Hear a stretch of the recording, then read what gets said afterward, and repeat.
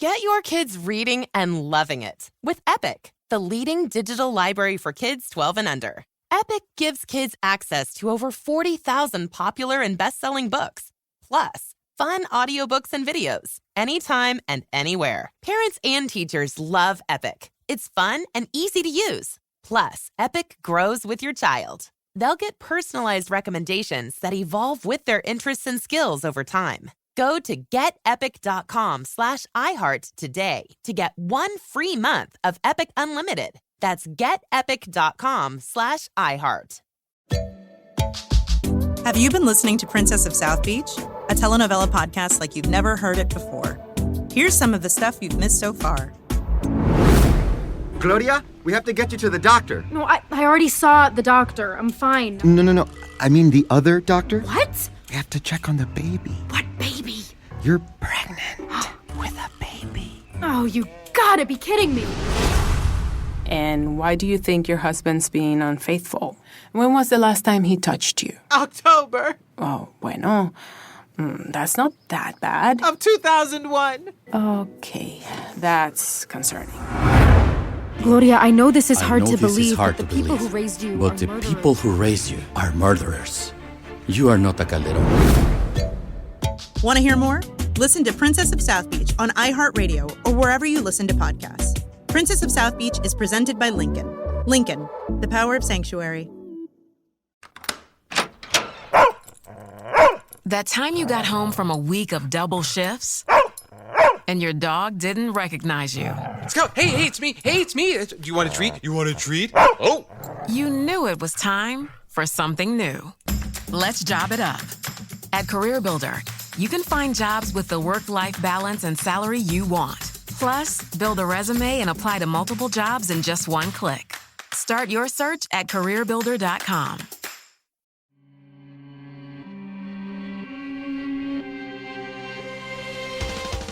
Welcome to Creature Feature, a production of iHeartRadio.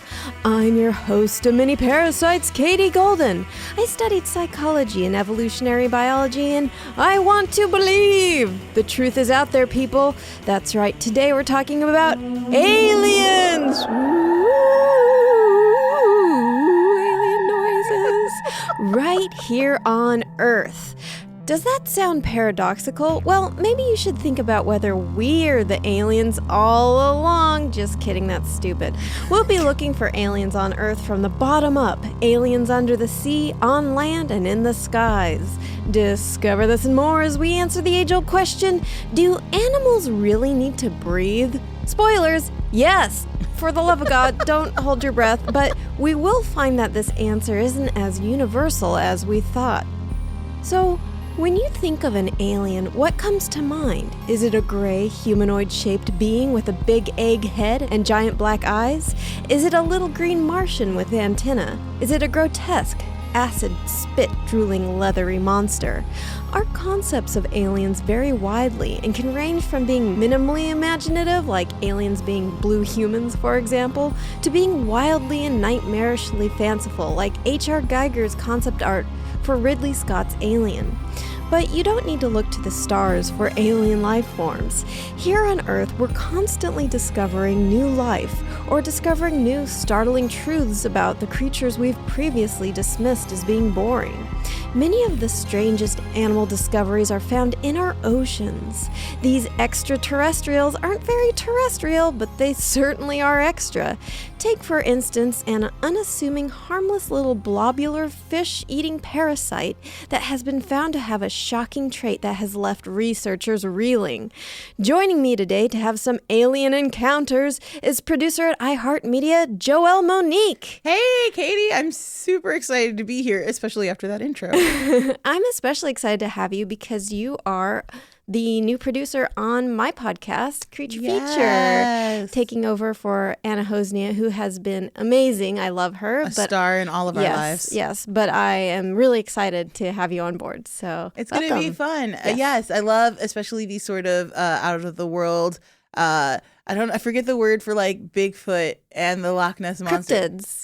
Yes. Are my favorite. I have friends who play a D&D cryptid thing, so all of their characters are like handcrafted, and all their stats are kind of made with the group and some dye, and just what fun. That's wonderful. Yeah. I'm a fan of cryptids and D&D. Yeah, the show, we take sort of a scientific perspective, so I'm not necessarily going to be speculating about X-Files aliens, but looking at real-life, documented, alien-like creatures that are here on Earth. This is going to be fun. It is going to be so fun. So first, I want to talk about parasites. Are you cool with parasites? Actually having one live in me? No.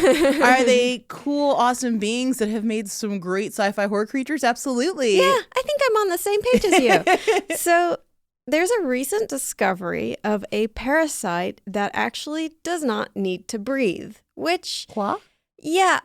Here's the thing. Every other animal on the planet has to breathe, as far as we know. There's no other animal we've ever discovered that doesn't breathe. So this is a parasite called H. salmonicola. Salmonicola. It sounds like salmon cola. Like you're going to have a nice salmon cola.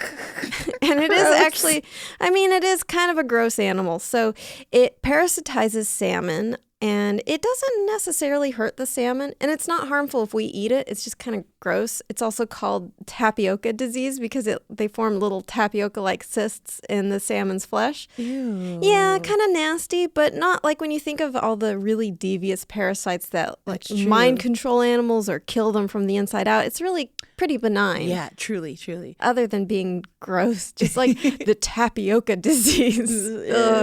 I just think about getting a salmon and they don't catch the parasite in it until it's too late. And then you're like, oh my God, what has happened? What a refreshing salmonicola. So it's a multicellular animal that looks like a sperm with a classic gray alien head. So let me show you a picture of these guys. Okay, if I had to describe it, it looks like the sperm trying to penetrate the egg that you see in biology, but it's one living creature. Yeah, it's actually a bunch of these, I think, surrounding a salmon cell, and they look like they have little alien eyes. Like if a sperm had an alien head, the classic gray alien head with the big black eyes. But they aren't exactly sperm.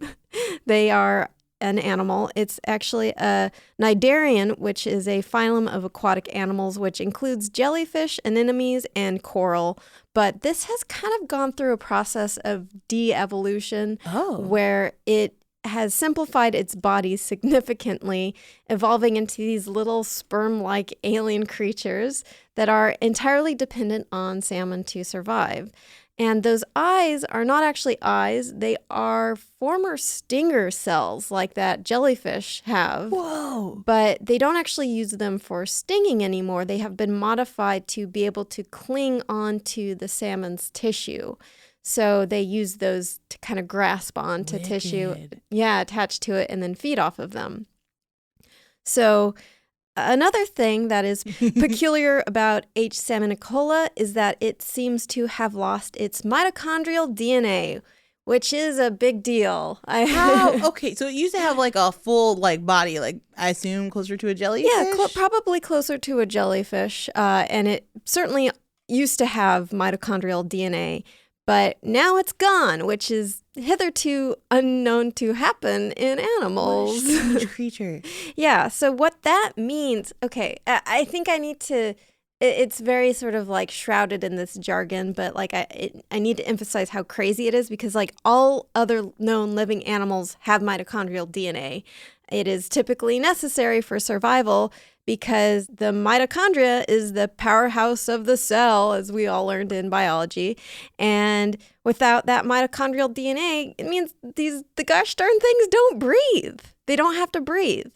So not only do they have like the basic cell of life, but also they don't inhale anything. Yeah.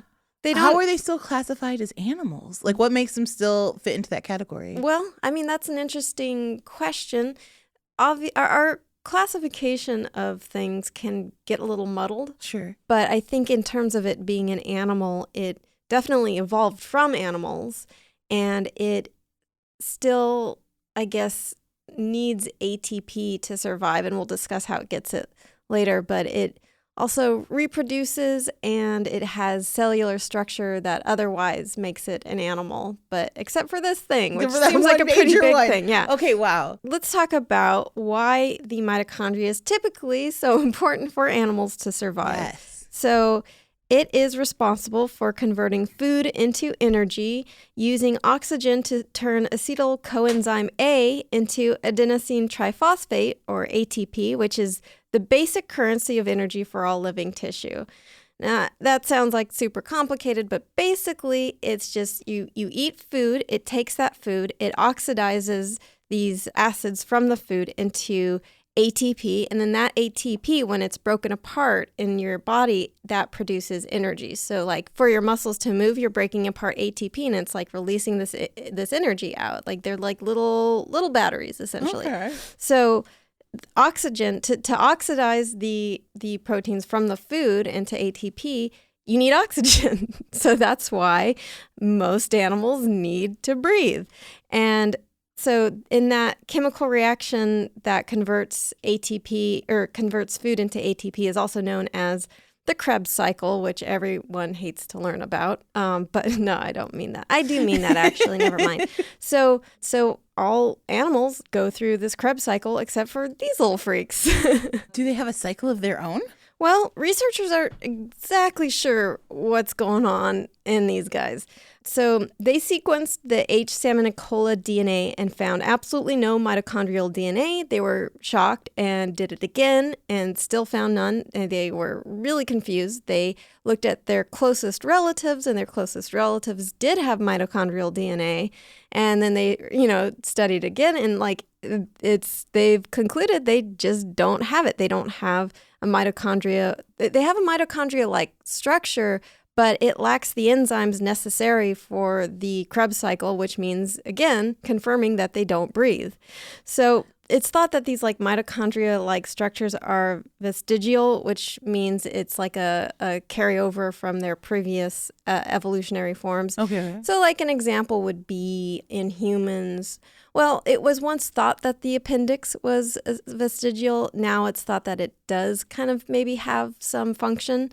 But yeah, it's any kind of organ or something that is no longer necessary. While researchers aren't exactly sure how H. salmonicola gets its fuel, there is a theory that they have a way of directly stealing ATP from their host salmon. Oh, that's really cool. Yeah, so it's just absorbing, it's making, the fish are doing all the breathing for them, essentially. It's interesting to think of a parasite as leeching off of your mitochondrial, basic cell structure again, as opposed to just eating chunks of flesh. Right. We're growing giant stems out of brains, whatever that parasite that invades ants is. Yeah.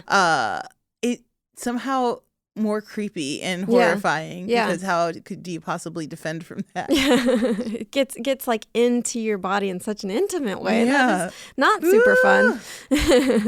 And I think, other than these guys looking like alien sperm, it is an interesting discovery because it shows that potentially aliens in a very different environment from Earth, there are ways for them to survive and to convert energy in a different way than animals on Earth. So obviously, this guy isn't necessarily an example of an alien because it still needs an animal that goes through respiration, that breathes to survive. But, it's hard to say what the chemical structure of another planet is. Yeah, totally. So, perhaps there's a way of aliens on another planet to directly extract energy from some source on that planet that is different from how animals here extract energy from their environment. Human-sized parasitic beings. Huge sperm aliens is what I'm saying. Flopping around, sucking energy from the earth. And they just all surround the planet like they're a bunch of sperm surrounding an egg. Just leeching off of it. I love it. That's my vision of aliens. What a horrifying thought. And yet more original than anything Hollywood has come up with in so long. You'd think that, there's all these sort of weird metaphors. I mentioned alien before, and there's a lot of phallic stuff and weird kind of I guess, sexual metaphors with Sure, aliens. probing is a big one. Yeah, probing. I say skip all the middlemen there, all the metaphors, straight and for the just go sperm. straight for the sperm, guys. Come on. There's no need to be subtle. So another animal I want to talk about that lives in the ocean that super looks like an alien is actually an animal that looks like a jellyfish, but is not related to jellyfish at all. What? So I think it's funny because like this H. salmonicola is actually the parasite we're talking to, related to jellyfish, looks nothing like a jellyfish. This guy looks like a jellyfish, not related to jellyfish. Hey, jellies, you have some explaining to do. Nature, could you just... I don't know. Like, why do you have to be so coy about things? So here, I don't know. I'm just going to show you this picture before introducing it to you. It looks like if Rainbow Road were a jellyfish and it swam. It's so beautiful. It's like one of those rainbow aliens in Star Trek: The Next Generation. Oh, yeah. You know, where they're like, oh, we've got it's like a spaceship. No, wait, it's a living creature. I and love it's like those a giant. episodes. Yeah.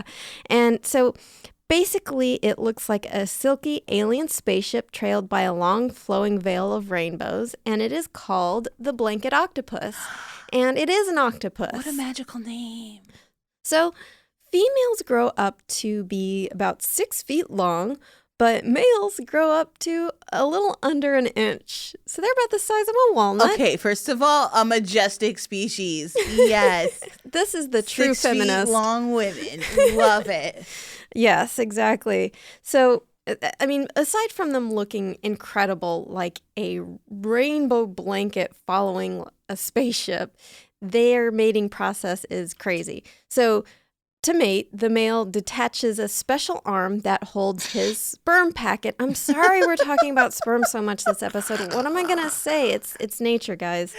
So, it's called a hectocotylus.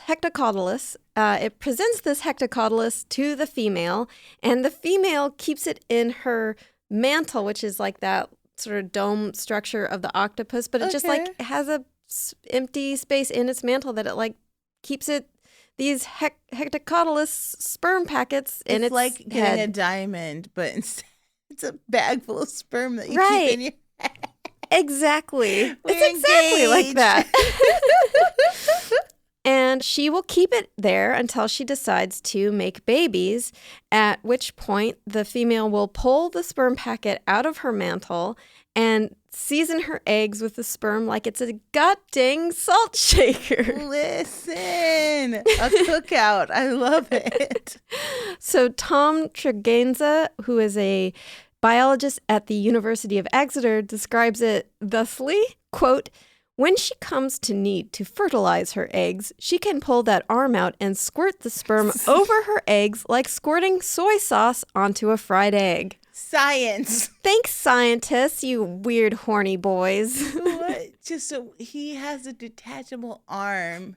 Yes. And then at the end of it, I just keep picturing it in human terms, and it's horrifying. It's like if a guy came up to you, gave you a little like ketchup packet of his sperm, and then like when you needed to make a baby, you just squirt it on your egg. This seems less messy emotionally. Yeah, it and is a we little should more. adapt. It is a little more just like, you know, like transactional, I guess. Like here Yeah. you go, and she can actually keep several of these hectocotyluses in her mantle. Also, she has her choice, a selection. It's like when you keep going out for fast food and you get like these like packages of soy sauce or of ketchup, and you're like, well, I don't want it now. I've got too many. You start storing them in your snack drawer, and then you're like, ooh, I need seasoning, and you open your snack drawer and you've got like packages from McDonald's. You got like all these other, you know, things from Chipotle, and you're like, oh, I have all the packages I need except it's sperm. I pictured it like a hot sauce sample packet where it's just like, maybe Frank's today, I guess. That's whose kids are having this one. Why not?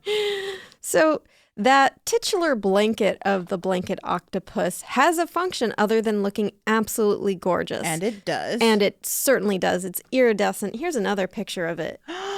Beautiful. Oh my goodness. Literally from every angle, she is stunning. I want a dress made out of this. I mean, not literally made out of the octopus. I would feel really guilty about that. But that would be sad. That'd be sad. Yeah, but I want a dress that looks like this. You know? Tessa Thompson wore something like this. Really? Yes. I will show you later for like some Thank you. awards show. And it's like a halter, Yeah. but it's got like 70s sleeves, so they're cut from the shoulder to the wrist, and then they God. gather at the wrist, you know? It's gorgeous. Tessa Thompson, rainbow. secretly a blanket octopus. So that blanket is actually webbing between their tentacles, and this webbing can be held out like a large veil, which makes them appear larger and more imposing to would-be predators. I see that. Yeah. I see that. Sometimes I dress to seem more imposing when I have to walk in scary parts of Los Angeles. Yeah, well, like, you know, like nobody messes with people who wear capes. That's true, too. You know, yeah. it's like if you wear a cape, who's going to like accost you? Because they're like, you're either really wealthy or you're a vampire. Either way, you know, if you're a countess or a vampire, you can royally screw someone if they mess with you, I think. I like to picture a very wealthy lady who would just stab you, but she's got a cape. Like, you just gotta know what's under the cape. She's got a stiletto holding up her bun. I love it. Yeah.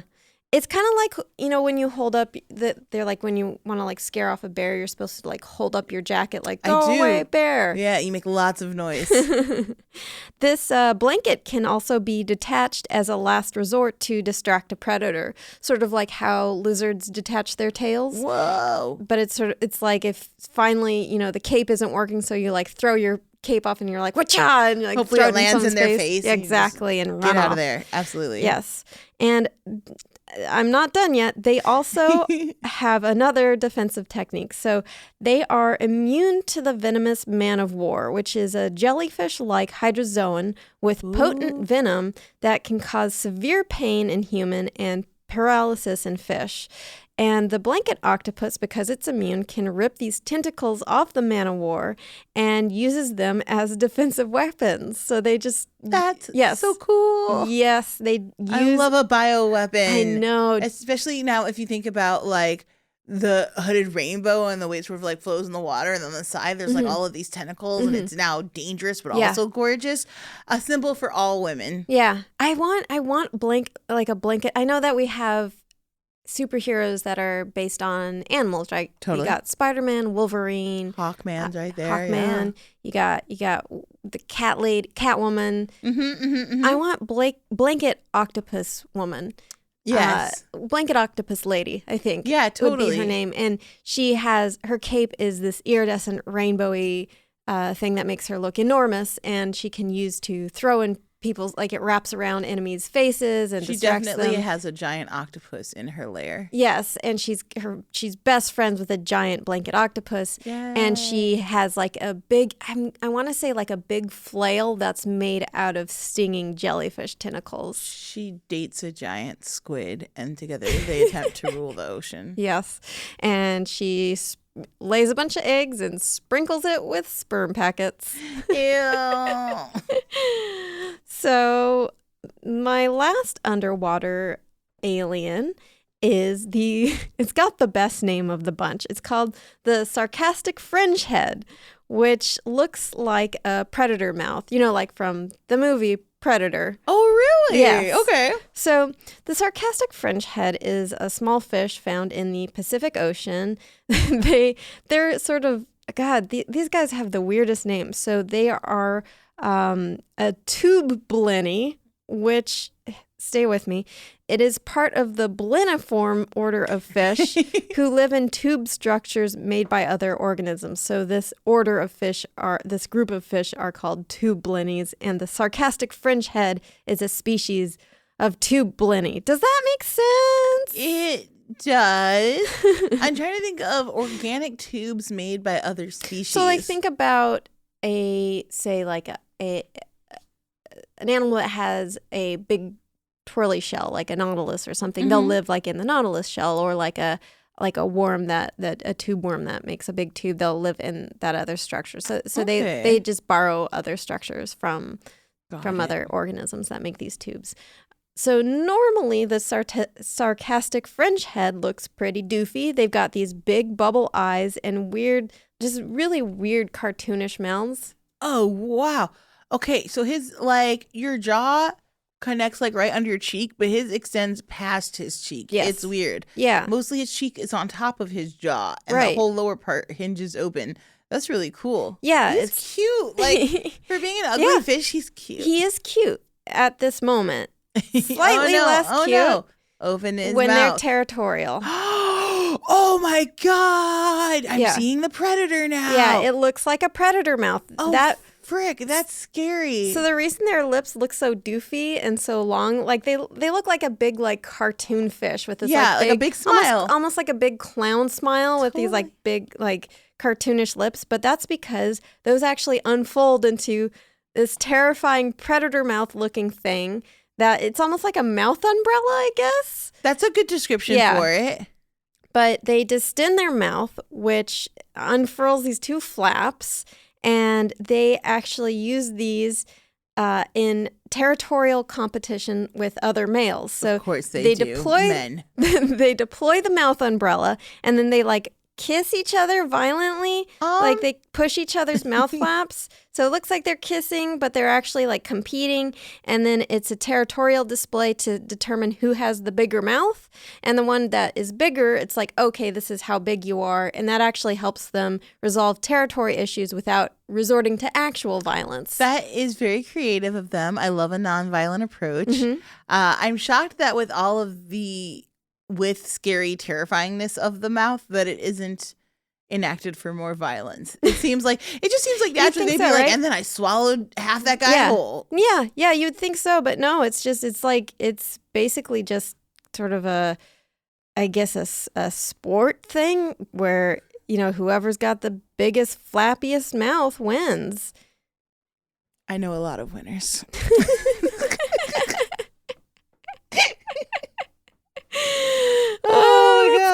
That's good. Do you want to see a video of these guys? Oh my god. Okay. So here he is eating. He doesn't actually deploy his predator flaps when he's eating. He just kind of, you know, he's got his big doofy mouth. He looks like a Muppet, He guys. does look like a puppet. That's maybe the best way. Yeah, he does look like a Muppet. And he's not the first. My God. He's not going to be the first one today who looks like a Muppet. But then when tiny competing, sharp little teeth. Look, here he is with his rival. Deploys the mouth flap. It opens into a full triangle, which is crazy. Like a big triangular tent. He's got you beat, bro. You got to back down. Yeah, you done, sir. And it's like kind of pink and yellow too. It's actually, if you ignore the fact that it's a horrible mouth, it's kind of pretty, I guess. It looks like a venomous vagina. And it's full width. Yeah, a little bit. God, this is Freudian. Males competing with their weird venomous mouth vaginas. Yeah. Oh my gosh, it's disgusting and it's beautiful, like life. That is life, isn't it? Yes. That's a good summary of life. Disgusting and beautiful. So, how would a planet host life? How likely are aliens? And what would they look like? It's hard to fathom what alien life would look like on another planet without knowing that planet's environment.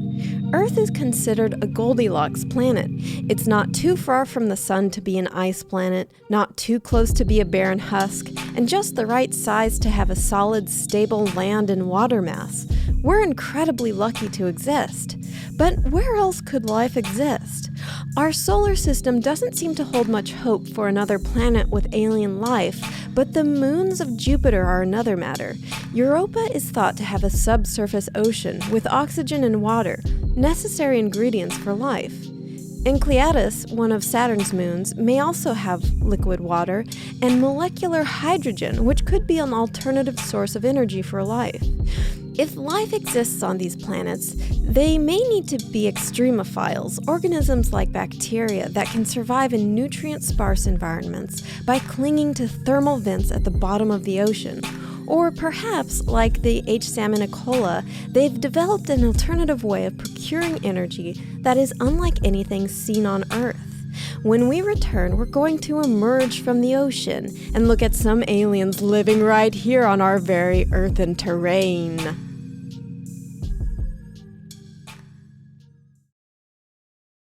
We all know reading is important for kids, but let's face it, getting your kids to read isn't always easy. Enter Epic, the award-winning leading digital library for kids. Epic is loved by teachers, parents, and most importantly, kids everywhere. With Epic, kids can access over 40,000 popular and best-selling books, plus fun videos and audiobooks anytime, anywhere. Epic is their own personal library that's fun and easy to use. From deep-sea adventures to magical unicorns to outer space journeys. Whatever they love, Epic has it all. Get your kids reading every day, fuel their curiosity, and spark their imagination at any reading level. Plus, Epic grows with kids through personalized recommendations that evolve with their interests and skills over time. And you can join your child's reading journey with progress tracking, daily updates, and more. Get your kids reading and loving it with Epic. Visit getepic.com/iHeart today to get a free month of Epic Unlimited. That's getepic.com/iHeart. Unlock the power of video with Vimeo Record. It takes a lot less energy to explain something over video than in a long, involved email. Vimeo's screen and webcam recorder lets you record your computer or phone screen, your face, or both at the same time, so you can get across exactly what you mean. Get started for free at vimeo.com/record. That's vimeo.com/record. Sometimes life stinks. Sometimes you step in dog poop, or sometimes you're looking for poop in the forest because you're an animal tracker and you want to find their scat for scat analysis and you can't find poop. The point is, life stinks in many ways, but the good news is that you don't have to stink because Native has your back.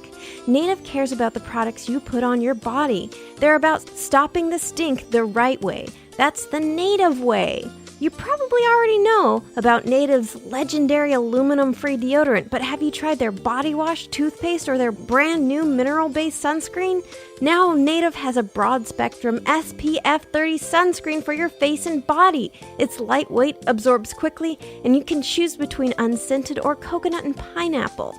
Native's on a mission to overhaul your entire hygiene routine by putting the care in self-care with products carefully made to work against odor that are made with simple ingredients and smell great. You can get their deodorant and body wash in amazing scents like coconut and vanilla, citrus and herbal musk, lavender and rose, and more. You can even build your own personalized product bundles. Mix and match 3 of your favorite scents and keep them on rotation so you have something for every occasion. Stay fresh, stay clean with Native by going to nativedeo.com/creature or use promo code CREATURE at checkout and get 20% off your first order. That's nativedeo.com/creature or use promo code CREATURE at checkout for 20% off your first order.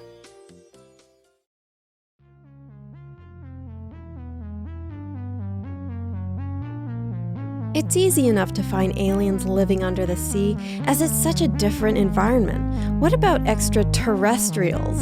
While all us animals living on Earth may share our gravitationally bound earthly nature, our environments differ so much that it's easy to find completely alien-looking creatures right here on land.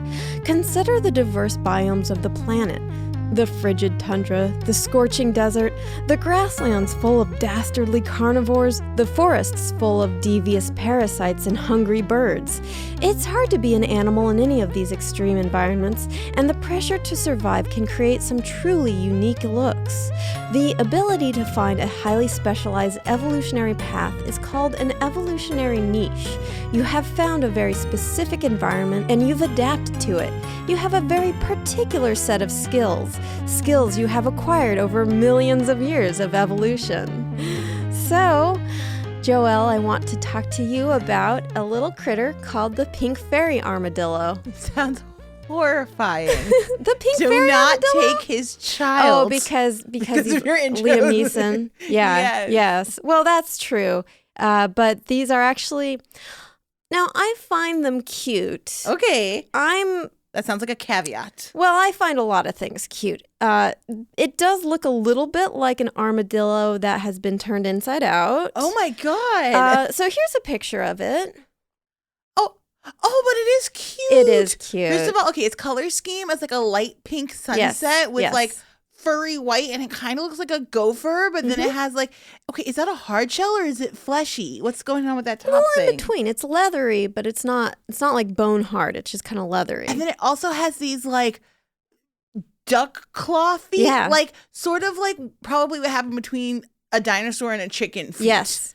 Like big shovel feet. Wild. Big shovel chicken feet. I've never seen anything like this creature. What? So They are the smallest species of armadillo, only about 3 to 4 inches long. Oh, my Yes, God. very cute. They live in Argentina.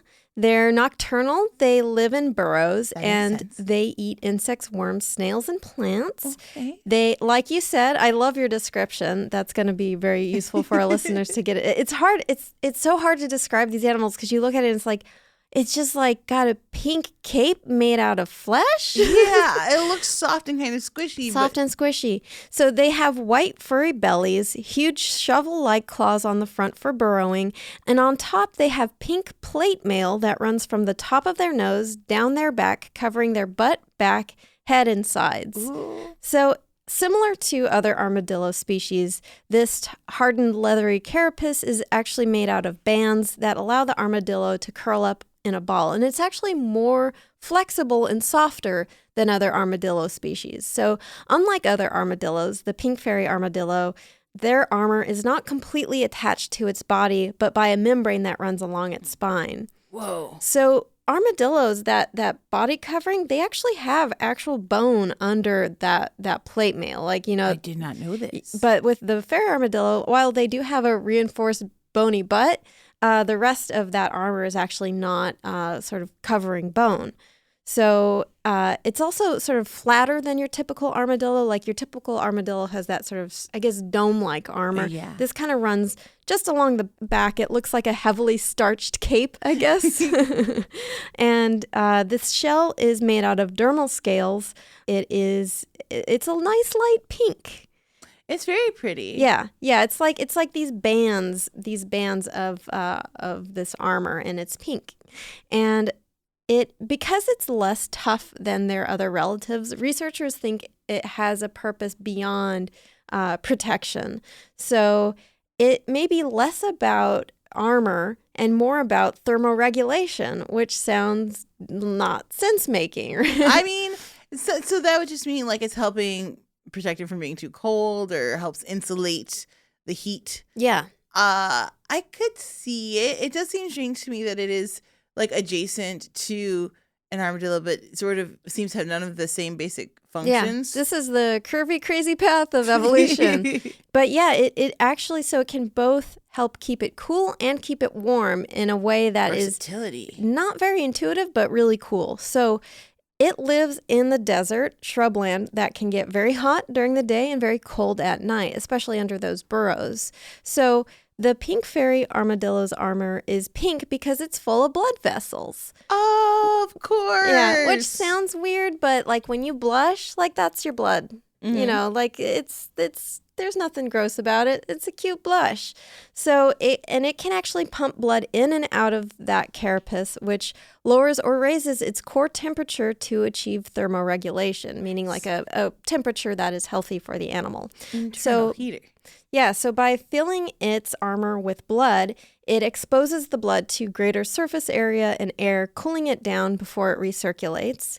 And by restricting the flow of blood through the carapace, the blood remains in the armadillo's core, staying warm and concentrated. So we kind of do something similar as humans. Like when you're cold, your nose and your fingers get numb the quickest because you are actually vasoconstriction, your blood vessels are constricting and keeping all that blood in your center, which is the most important place for it to be, because like you can lose a finger, but you know your heart needs that blood. Whole thing. Luckily for the pink fairy armadillo, that carapace seems to do just fine with both increased or decreased blood flow, acting as an AC heating unit for this little guy. It sounds convenient, and I wish I could do it with my hair and or neck in the summer. Yeah. Like it's super hot out here in LA. Yeah. And it would just be great if I could just be like, we're going to send all the blood vessels to my hair and just cool the whole top of my head down. Like if I had like a cool pink jacket that like was an AC unit and like could keep me warm, that would be incredible. Your spine and fleshy. Well, okay, yes. It also has a kind of weird spoon-shaped tail that helps them balance as they dig, and they have that like armored butt plate, like this bony butt, and that helps them burrow by acting as a dirt compactor. So as they dig, they toss the dirt under their bellies, and then they kind of push their butt against it, and it compacts the dirt behind them with their butt plate. So it helps get the dirt out of the way so they can like have an area to breathe in front of them, and it also helps stabilize the burrow. So the Museum of Science and Industry, they have basically like a lab where a bunch of like subterranean creatures or like there's a section for ducks. So the ducks, you can see like how they develop from like egg to chicks, and they're all like under glass, and it's really cute. And for like some of the subterranean creatures, there's just holes carved out for like where they've like burrowed. I want to see this thing like dig and burrow. It's so tiny and small and cute. Let me get you. I think I actually have. Name him Franklin. They are not good. I know you're not suggesting this, but they are not. Don't get it as a pet. But they are. I do want to make the point. I'm not putting you on blast. No, I know. I feel you. You understand. But I do think that it is an interesting thing because they are sometimes like people attempt to keep them as pets, and they only go 3 to 4 inches. I have the space. Yeah, exactly. It seems like they'd be a cute, fun pet. They have a abysmal survival rate in captivity. They're very delicate creatures, and like they have, like I talked about that evolutionary niche. They have evolved so specifically for this very highly specialized environment. Taking them out of that environment and like touching them, it's like it stresses them out. They can die of stress essentially. And it also, they're not made for any other environment essentially. They're so specialized. So like when people try to keep them as pets, they typically die. And in fact, they're actually really hard to observe by researchers because you can't like keep them in captivity, and they're hard to spot. They're very elusive. So they are not great pets. And you really, if you ever, I mean, I don't think any of our listeners are probably going to happen upon one, but if you do, you should not pick it up. Even though there is this picture of someone holding it, that is a researcher. Oh my goodness. It's so cute. It just fits in the palm of your hand. It looks like a real life Pokemon, guys. It does. It does. I need to do a whole episode on real life Pokemon. Oh my God, please. But let me show you this. Here's a little, it's kind of hard to see because it's night vision camera, but here it is digging, and you see the butt plate kind of like pushing the dirt back. Oof. You guys, you would think that butt plate, like, oh, it's literally the tiniest little pat, and then it goes on to the next thing. It's so dang cute. Adorable. Little Franklin. I'd sponsor one at a zoo. We have adopted a koala. I wanted to adopt, the koala's name is Oxley Twinkles, and she's my best daughter. Oxley! And I actually have a dog too, so I can't say she's my best daughter. I love both of my animal daughters. She's the best daughter that doesn't live with you. Exactly. My best daughter abroad. And I'm trying to adopt a velvet worm. Those are adorable little worm-like creatures, but they are hard to find an adoption agency that has velvet worms. Actually, I'm just, if anyone knows about a research group or something that handles specifically hit us insect up. stuff. Yeah, we want to support your velvet worms. We will support it. Okay? Yes, exactly. We'll write ballads too. And I guess I want to adopt a pink fairy armadillo to also, again, not to have as a pet, but just to, sponsor. Also the magic, I love a tiny Pen magical pals. creature. I will send it little drawings of itself to hang. Yeah, and little tiny letters. Kennel? Burrow? Yeah, burrow. I don't know. Yeah, there we go. So now I want to talk about another terrestrial alien-looking animal, and I'm moving from the mammals on to the insects. Okay, so, this is where I'm getting a little nervous. A little bit. I would say don't be too nervous. Okay. Of the insects, they look completely wild and crazy. I don't think they look creepy. Okay, I trust you, Katie. So I want to talk about tree hoppers. Tree hoppers are a family of insects related to cicadas and leaf hoppers, and they are found all over the world except Antarctica, which is too cold. That makes sense. And they eat plant sap. So their mouth is basically 2 straws, one that pumps saliva into the plant, the other that sucks up the plant saliva smoothie. Okay. And so they're pretty harmless. They are actually kind of pests for farmers and for plant populations, and they can be bad if they're an invasive species, but in terms of flesh creatures, we don't need to worry about them. So in all of the terms that doesn't affect plant growth, we're good. Yeah, exactly. And they're also, I want to talk about some of their behavior first before I show you what they look like, because I want you to see them for who they truly are. Okay. So they're really good moms. Aww. They sit on their eggs, unlike many insect species. Drop them and go. A lot of insects just drop them and go. But yeah, these ones sit on their eggs and they defend them from predators. And when the eggs are hatching into these nymphs, the moms will punch a bunch of holes into the plant stem so that the little baby tree hoppers have little places to suck out the plant stem. It's like your mom punching a straw into a Capri Sun and handing it to you. Thanks, Mom. I was getting frustrated. But in addition to being good parents, these are some of the weirdest Salvador Dali looking things on the planet. See. Okay. So I'm just going to show you some of these guys. It's so funky. Is that a tail? What is the curved top part? I will explain all, but just describe what you're seeing. Okay. Imagine like a backwards C, but like the letter C. And then it's like gunmetal gray, but there's some shiny like silver scales maybe. Mm-hmm. Yeah. There is no face. It's got like a rhino horn that sort of looks like a jackknife on top of what I assume is the head, and like two little feet and some things that could be wings, but are definitely not going to give him any like elevation or lift. It is so weird. So that's just one species. Let's move on to another one. What? Okay, so this one has like yellow kind of bug eyes, which I mean, it's a bug. You'd expect that. But then like a split Pope's hat. Like someone put on a Pope's hat and to me it looks like cut it just like a little bit. It looks kind of like a Batman hat too, except with really long ears. I also see a jester in there. Yeah, you know, with jester the little hat, bells yeah. at the end. It would definitely be jester-esque. And what do you think you're looking at here? That looks like a picture of a weird dragon with no wings. So this is actually a bunch of them. And they are covering a tree branch, and they look. I see it now. Yeah.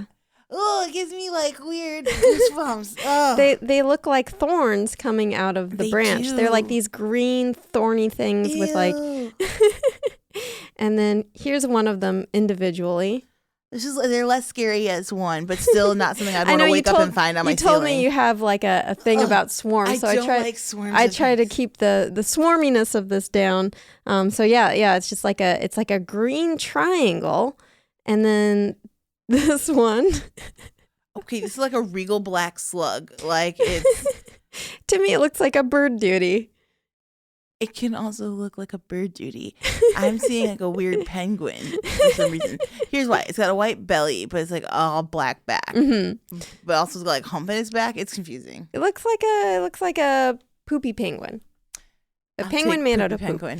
So they come in a wide variety of shapes, as you can see, which is due to their huge fancy pronotum, which is the top part of their exoskeletal thorax. So if you think of it in human terms, it's like a hard shell right at the back of your neck that grows out really big. That would be so helpful. Yeah, except it's insects and they don't really have necks like vertebrates do.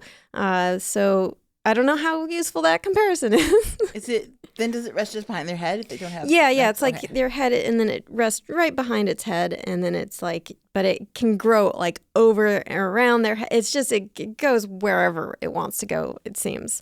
And these these exoskeletons grow in completely out of control ornate architectures, often to help camouflage the tree hopper as a thorn or part of a plant or bird duty or whatever. So the triangular part, that's its head? Yeah. Well, I wouldn't say it's its head. Again, it's like so they have an exoskeleton, right? That outer carapace. It's that exoskeleton like right at the back of its head, just like growing way far out. Okay, I see. Yes. Wild. And so there is an incredible diversity of tree hoppers. They all look absolutely bonkers. And one of my favorites, I haven't shown you yet, it is the Brazilian tree hopper. Or sorry, did I call them grasshoppers? They're tree hoppers. And it's a tree hopper, I think. So the Brazilian tree hopper has a head full of orbs. And here it is. Oh my God. it's like staring into the face of death. It's got 4 eyes, but they're black and they sit on top of its head. And then its head is very narrow, like that guy on Beetlejuice when he shrunk his head. And then like some white like graffiti over its mouth. It's literally horrifying. I could see anamorphizing that and making an alien for a movie so easily. It looks like, so it's like there's this stem that comes off of its head and then like almost like a helicopter, but on the end of each blade is like a bulb. So there's like these 4 black bulbs. And those are actually not eyeballs. No, those are just like that offshoot of its carapace that's growing in this weird shape. It's covered in hair. And researchers aren't precisely sure why it looks like this. One theory is that since the orbs are covered in hairs, it's some sort of sensory apparatus, but then why it's shaped like one of those clacker ball toys, like it doesn't really make sense. But I like this theory, which is it looks like Ophiocordyceps, which is that parasitic fungus that you actually mentioned earlier. Yeah. So there's a parasitic fungus that will infect ants and other insects, and it'll just sprout out of their head and produce like this fruiting body that then produces spores, and it kills the insect. It's no good for the insect. So insects generally want to avoid that crap. And so if you have a fake spore growing out of your head, like this Brazilian tree hopper seems to maybe have, the idea is that insect predators are going to avoid it because they don't want to deal with that parasitic fungus at all. Eventually in the documentaries I can remember watching with these ants and these parasites, don't they kind of get like left behind? They're colony is like, oh no, you need to stay way outside here by yourself. And then it's awful because they're alive, like as it's growing, and it like literally splits their brain in 2 from the inside out, and then it's just this long thing, and then it looks horrifying. Yeah, like, it's terrible. It makes them go a little crazy because so what happens is in an ant colony, they will, when they detect a sign of this fungus, they will send out a party of ants on a suicide mission where they just walk the ant who is infected with this fungus far, far away so that it doesn't infect the rest of the colony. And that insect with the fungus infection, and usually the ones that carry it far away, they'll get infected too, but by that point, they're far enough away they can't get back to their colony and infect it. And so it drives them to climb up plants as high as they can go, which is not typically their behavior because you don't want to be necessarily visible to birds and other predators, but it drives them up and up, and that helps the spores because then the spores want to, they don't want anything because they're a fungus, but evolutionarily speaking, it helps them disperse because they get up high up on a plant. And the ants that are infected with this, it makes them grip onto the plant in this like death grip with their mandibles is like sort of the last phase of this weird fungus zombie infection. So it's super bad news for insects. And so if they see something that looks like it's infected with it, I'd imagine that they would probably avoid it. I like that they have police/healthcare procedures for these things. You're like, listen, we don't have Medicaid or Medicare or nothing. You need to solve this on your own. Get out so you don't become patient zero. Yeah, pull yourself up by your ant straps. I'm imagining little boots on an ant. Little cowboy boots. So cute. I'm trying to think of a pun with Medicare for all, and it's just not coming. No worries. Medicarapists for all. There it is.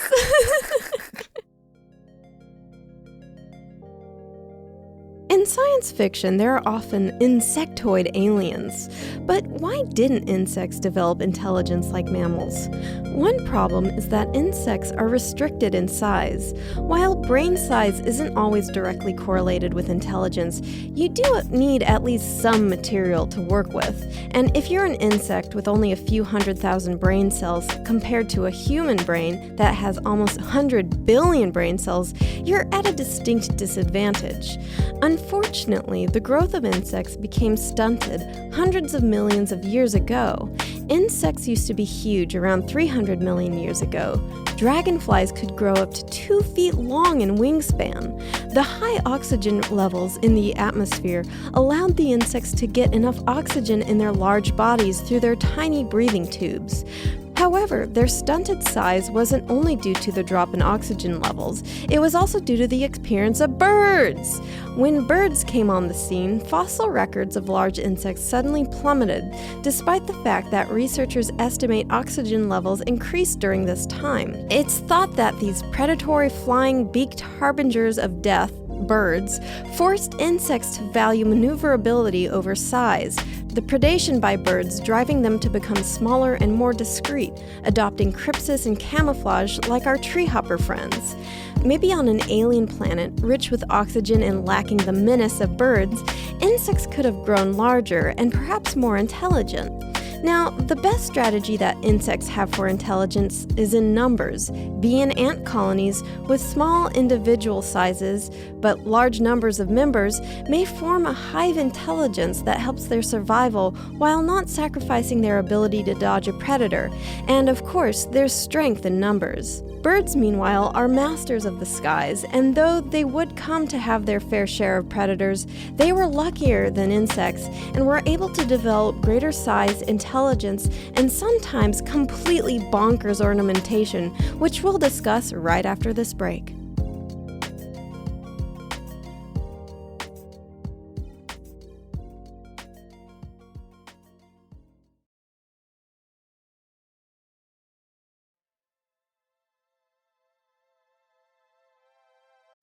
What do microwaves, penicillin, 5G, and light beer all have in common? The discoveries that led to these life essentials were made by faculty, students, and alumni from the NYU Tandon School of Engineering. Today, unconventional engineers at NYU Tandon continue to break critical new ground. Tandon faculty and students are tracking how misinformation spreads, identifying bias in artificial intelligence, creating new techniques to deter hackers, building the next Mars rover, and inventing new methods of detecting and treating disease, including cancer and Alzheimer's. Discover what unconventional engineers are capable of at engineering.nyu.edu/Tandon. That's engineering.nyu.edu/TANDON. 15 minutes could save you 15% or more. Is that Shakespeare? Nope, it's Geico. Yeah, that's Shakespeare from one of his unpublished works. Oh, it be not for awakening. Nay, giveth thou the berries. For 15 minutes could save you 15% or more. No, it's from Geico, because they help save people money. Well, I hate to break it to you, but Geico got it from Shakespeare. Geico. 15 minutes could save you 15% or more. Good afternoon. Would you like to try a free sample of our double fudge brownie? Oh, sure. That's very good. I'll just take one more, just to be sure. Yep, still very good. Some things never change. Like never being able to take just one free sample. And Geico saving folks lots of money on their car insurance. Is that macadamia nut I taste? Let me take one more. Sir? Yeah, I thought so. 15 minutes could save you 15% or more.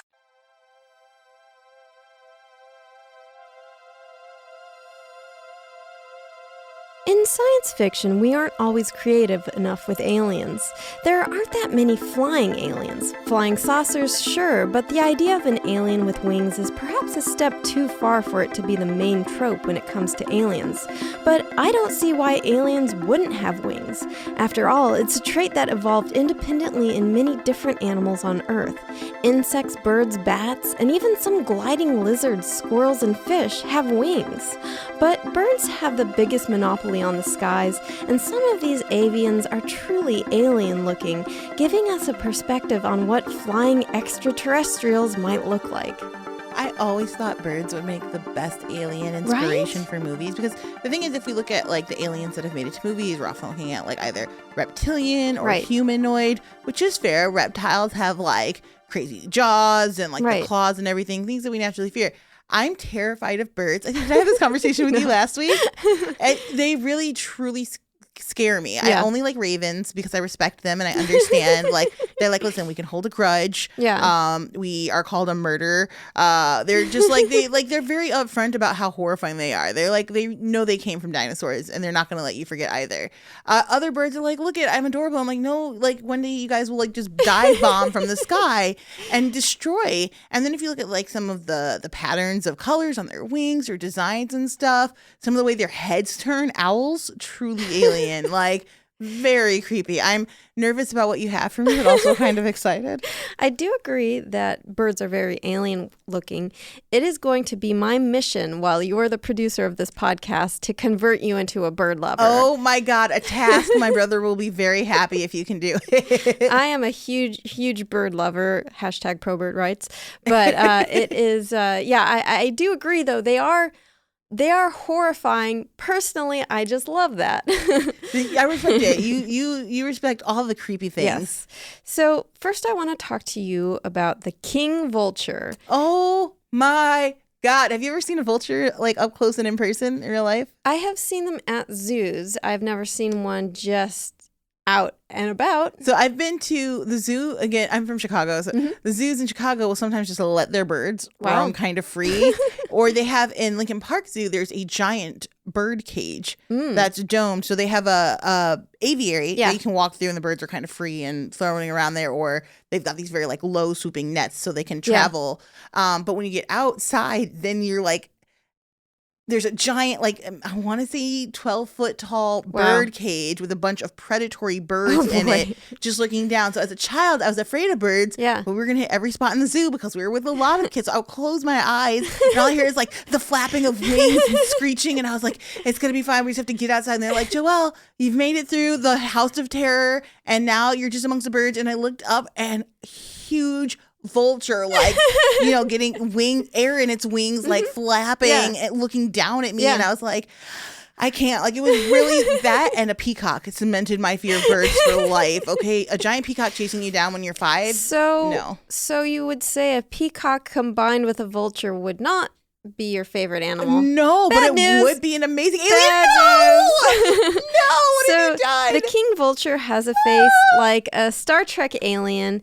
It's a New World vulture found in Central and South America. Oh my God. Excluding condors, it's the largest New World vulture with a wingspan of 7 feet. Oh my God. And while their bodies are pretty plain, white, black, and gray, their heads are sort of incredible. So I'm going to show you some pictures. Hold on to your butt.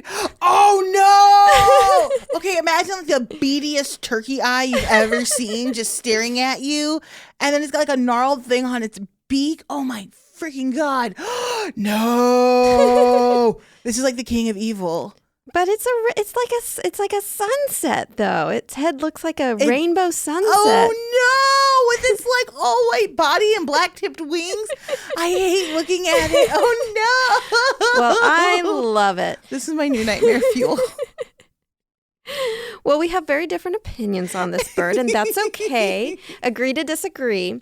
So their heads, like other vultures, are mostly bald, but in their case, their heads are vibrantly colorful and covered in weird doodads.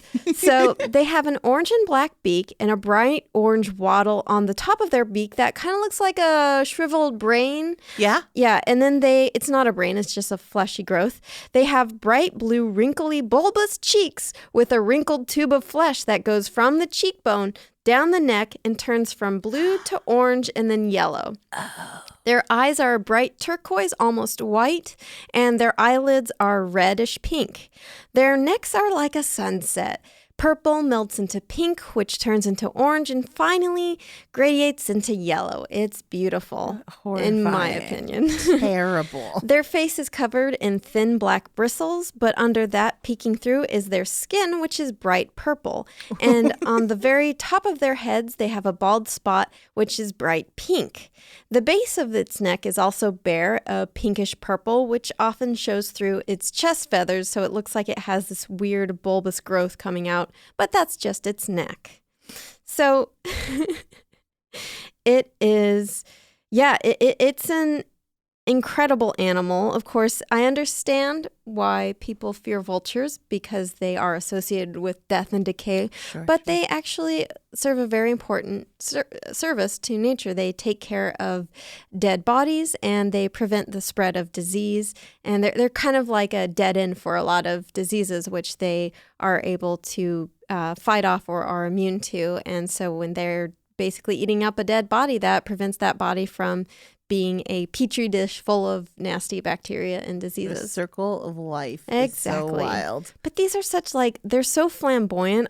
Usually undertakers, and vultures, they have that sort of grim look. They're they have they're brown and black. And the hunched shoulders. They're hunched over. Yeah, and bald. that long kind of neck is searching out. But these guys are festive. They're like the fun mortician, They have the Dia de los Muertos of death holidays. Exactly. Yeah. They're like a pastel goth, but they're not actually. They're like more of a, I guess, bright Mai Tai goth. Yeah. The Lolita goth, I think it is. And yeah, totally. Yeah, but with these bright, really brilliant colors. They look like a tropical sunset with bright blues and reds and purples. The fact that their body is white is really throwing me too. They are truly the anti-vulture. Yeah. They're exactly. I'm still not messing with them. In terms of why they look this way, I'm actually not sure, and I couldn't find any great research on it. If it does exist out there, hit me up. I'd love to hear about it. My first thought is that maybe it's sexual selection, but the females are very similar looking. There's not a lot of sexual dimorphism, meaning where in a lot of bird species, the male is flamboyant and colorful and jazzy, and the female is just brown and sort of She's I'm doing the picking here. Yeah. Okay. Yeah. You perform for me. Yeah, exactly. You impress me, not the other way around. I love it. Which I love. In this case, it's sort of gender parity. They're both, it could still be sexual selection, but in puffins where they're both trying to impress each other, which I like that. Listen, a puffin is another bird I can chive with. So puffins cute. are cool, yes. So you're cool with puffins. They're just called puffins. They're puffy muffins, and they're so cute and sweet. They seem, kind-tempered. Yes. Well, yeah, they're pretty cool. Not towards fish. They kill a lot of fish. That's but fair. otherwise I also kill a lot. They're delicious. Who could blame them? The next bird I want to talk to you about is, I hope you like this one a little better. It is the cock of the rock. Okay, first of all, a name, A+. A+ name. So the cock of the rock is another South American bird, but this one lives in the cloud forests of the Andes. So they're a medium-sized tropical bird, and the male, this is the one where the males are super fancy and the females are kind of a, normal looking That's very bird. cool. And so the males are bright orange, and they look like some kind of weird disc-headed alien. So they have this orange crest of feathers covering the beak and top of its head that makes them look like their head is a disc or a frisbee. So here is what this guy looks like. Oh. You would not know you were looking at a bird if somebody showed this to you. You'd be like, is it an octopus underwater? Right. Is it a squid? Is it a one-eyed orange people eater? Yeah, it looks like It looks super Muppet-like because, sort of one of those Jim Henson Muppets where they don't even have, real faces, I guess, where when it's just you an look at eye. It, you think he talks like Beaker. And then also, I forget what they're called, but they're, all one fuzzy colored things, and they shake, and it's from another children's program. If you saw it, guys, you would the Wiggles? From the Wiggles? Yes, totally. Yeah. Oh, perfect. It doesn't even look like a bird. I love it. Here it looks a little more bird-like. Oh, no. Close your mouth. I hate it now. Nope. I saw the whole thing, and now I'm horrified. Once you see it, without the mouth, it's kind of cute. It looks like a weird little tube Muppet with a beak. It's a predator. Here's another picture of it. Yeah, if it keeps its mouth closed, we're okay. But even that picture is giving me a lot of side eye, and I don't appreciate a bird judging me like that. So the males use this incredible look to attract females in fancy courtship displays. And the males will bob, do push-up